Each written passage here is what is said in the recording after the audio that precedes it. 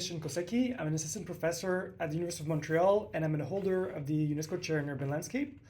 I'm also a member of MILA, the Quebec Institute for AI. And my presentation today, unfortunately, I cannot be there with you. I'm currently sleeping or on a plane. So thank you very much, Ike, for having me, for inviting me to this event. I will talk about some of the work that we've been doing at the UNESCO Chair and at MILA for the past few years, focusing on what are the risks of AI in cities and how we can harness and address those risks with better governance, but also with a more inclusive development of the algorithms. So basically, this is something that we've been working on since 2017. Before actually I joined the chair, I was a researcher, a PhD student, and then postdoc in different universities in Switzerland and also in different countries in Europe and in Asia. And overall, I've been kind of working on this goal of trying to understand what are the impact of AI in cities and how to better govern those impacts, as well as how to create algorithms that might be more responsible, more inclusive, and that might hold less biases towards the people that are the most vulnerable to this new technology. The objective of the presentation today will be to look at how we can apprehend the deployment of AI in cities through responsible governance and development. And I want to emphasize on this word apprehend, which can mean both understand, fear, and control. The structure of the presentation is very simple. I will talk about what is AI and how we address it, how we govern it, and how we develop it. So, the first thing to know is why do we need to do this work? As you know, AI is a very disruptive technology. A lot of people have been raising red flags about its potential impacts on humankind and the environment.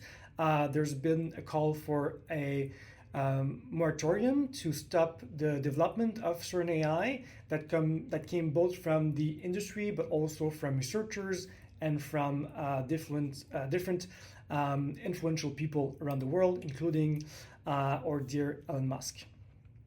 AI is first a social project, and my first relationship to AI was this character played by Arnold Schwarzenegger in the movie Terminator. So most of you might have seen this movie. Of course, back then I didn't realize the character, who was a robot, was trying to portray this kind of idyllic vision of what AI could become in the near future, but also the most non-idyllic version of what it can become. AI is also an expensive technology. It's been around for quite a few years now. The concept itself has evolved from its first use in the 1950s all the way to today, with different kind of milestones, such as when AI first won against the Grandmaster at chess, or the launch of ChatGPT and other generative AI algorithms. AI can also be understood as a multi-layered concept. So basically, how we look at AI can be, taken from the perspective of the data that we are using to train the algorithm, but also the algorithms themselves, how they are being embedded in what we call artificial intelligence systems, and those systems then included in applications that we use on a daily basis through a series of utilization that we make ourselves. AI is also an industry of knowledge with a lot of major actors that have been around for quite a few years, that have kind of progressively or radically changed their business model to fit this new technology, such as Google, Meta, Amazon, Microsoft, and so on. Also some new players such as OpenAI, and research and academic actors such as the Turing Institute in London, MILA in Montreal, the FARI in Brussels, the MIT CCEL in Boston, and also a series of governmental or paragovernmental agencies that both kind of look at what are the impacts of AI in society, but also how to promote it and how to facilitate its use by both the people and by the industry. And finally, AI can be understood as a life cycle, and this is how we actually address it. So basically looking at how the technology itself is being developed into different phases, starting with framing, for example, then design, implementation, deployment, and maintenance, and how every step of this process kind of introduces new biases and new risk to the technology and how we can address those biases and those risks. As I said, one of the major issues with AI is the inherent biases.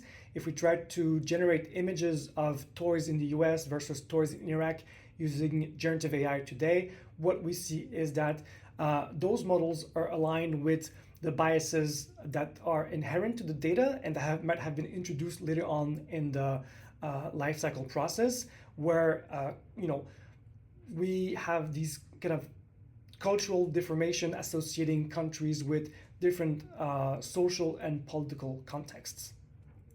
AI is also insidious and omnipresent. It's basically everywhere, and it's getting in more places. It's in the military, it's in the use of Prime or Netflix, it's on our smartphone, it's in our research, of course, in the transportation that we use, and even in toys and language correctors. And one of the big issues with this is that AI is deeply unregulated. So basically, it is one of the most unregulated technology today, with only one legal framework being in place right now, which is the EU AI Act, which still has to be kind of fully implemented. Otherwise, what we see is that countries are really reluctant in engaging in regulating AI. The most recent example was, of course, the veto by Governor Gavin Newsom of California on the California AI Act, which basically killed the project just after it was voted by the representatives. And this is a problem, or these are problems that we've been trying to address in a series of tracks at the Applied Machine Learning Days since 2018, working with, for example, EK on this. We've tried to gather a bunch of different people from different perspectives and different expertise, researchers, thinkers, politicians, AI makers, and so on, to kind of understand what are the actual implications of AI for cities.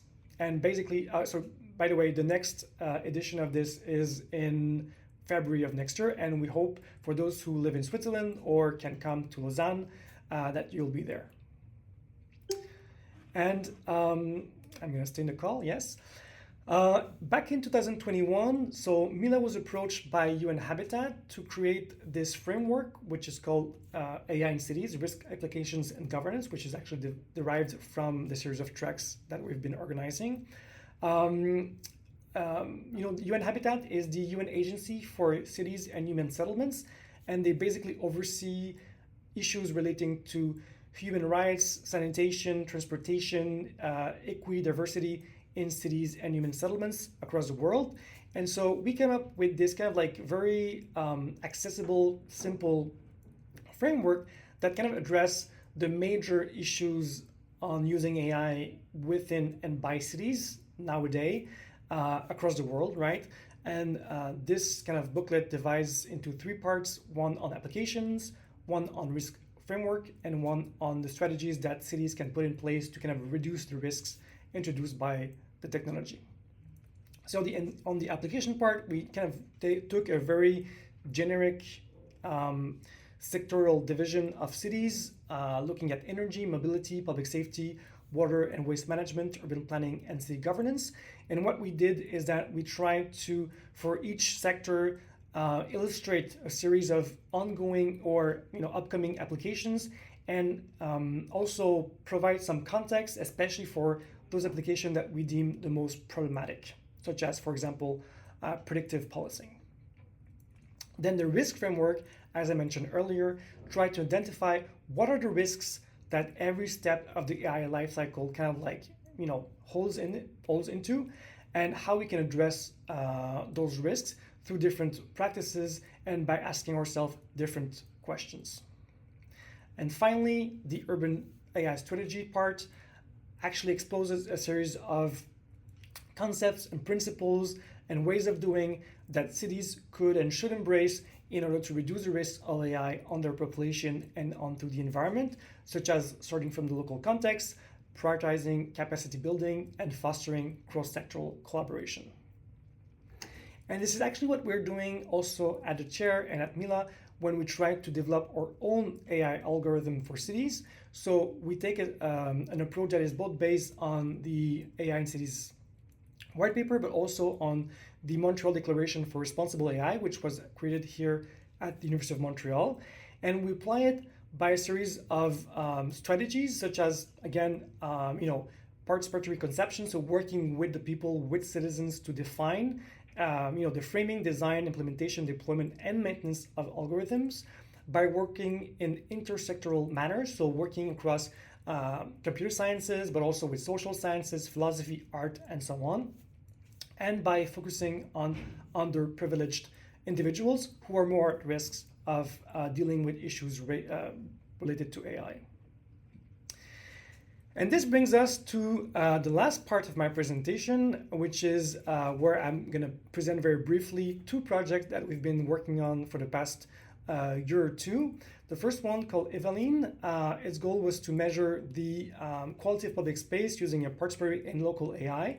So, back in 2022, we were, right during or after the pandemic.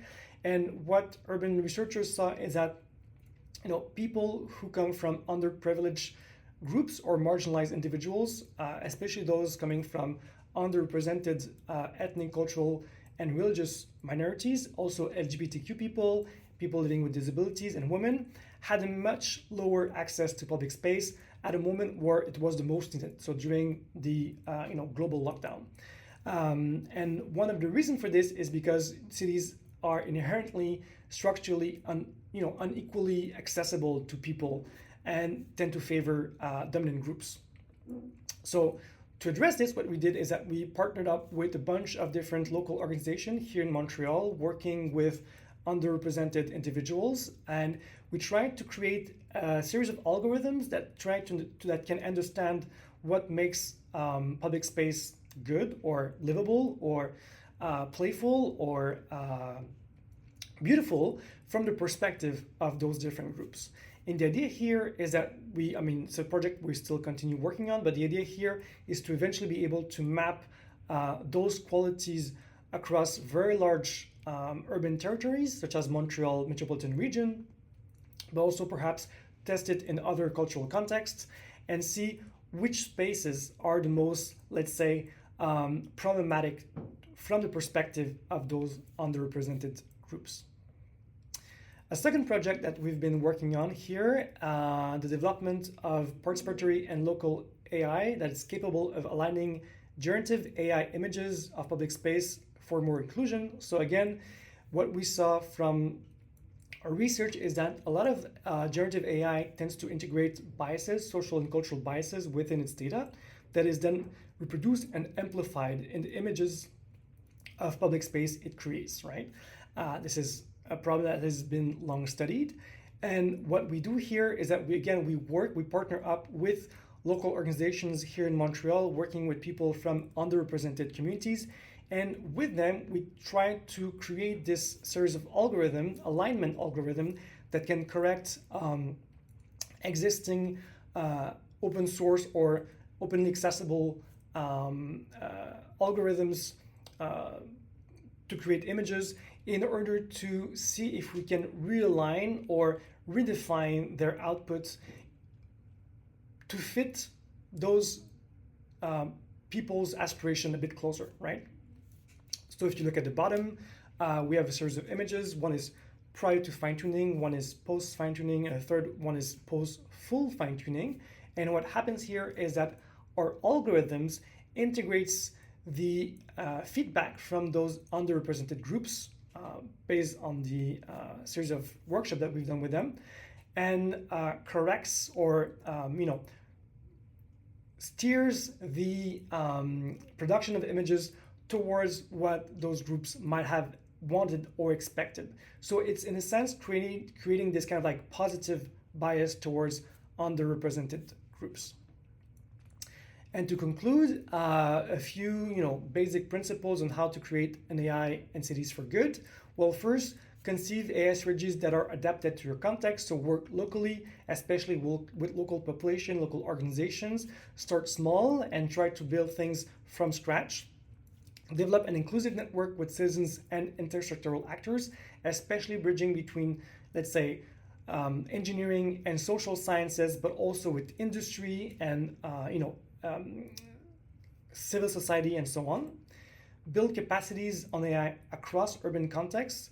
So really try to promote a knowledge on AI, again, in citizens, in researchers, in students, in colleagues, in city professionals and politicians. And finally, deploy AI systems created with marginalized group.